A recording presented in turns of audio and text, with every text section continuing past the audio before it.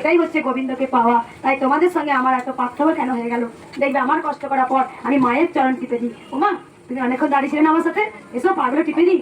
এটাই হচ্ছে মা আর সন্তানের ভাব। আমার কিচ্ছু চাই না, দেখবে তোমার না চাইতি গোবিন্দ তোমার মনের ব্যথা জানে। তুমি কি জন্য এসছো, কি কারণে আসছো, কি জন্য এসছো, মুখ ফুটে বলতে হয় না।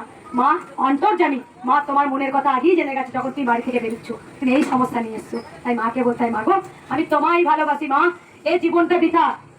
যদি আজকে সব কিছু আছে, যদি আজকে গোবিন্দকে ভালো না বাসতে পারি, তাহলে এই জীবনটাই হচ্ছে আমাদের বৃথা। তাই আমাদের গোবিন্দকে ভালোবাসতে হবে।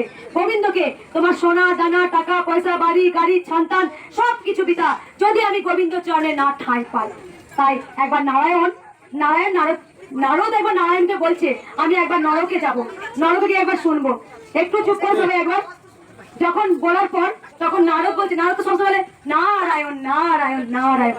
যখন নরকে যাচ্ছে, নরকে যে কি জ্বালা যন্ত্রণা। তাই যে যেমন কর্ম করে, ভগবান দেহের মৃত্যু, আত্মার মৃত্যু হয় না, দেহটার কিন্তু মৃত্যু হয়। তখন যখন নরক থেকে যখন এত জ্বালা যন্ত্রণা ভোগ করছে, তখন নারদ বলছে, ওখানে জ্বালা যন্ত্রণা ভোগ দেখে তখন নারদ এখন বলে ফেলেছে, হে নারায়ণ জায়গায় ওই দেখে অবাকে বলছে, হা নারায়ণ, হা নারায়ণ, মানে হা এত জ্বালা যন্ত্রণা মৃত্যুর পরও।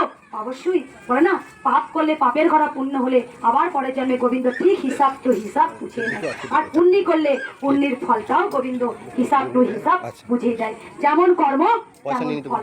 নরক যন্ত্রণা ভোগ করছে, দেহের মৃত্যু হয়, আত্মার তো মৃত্যু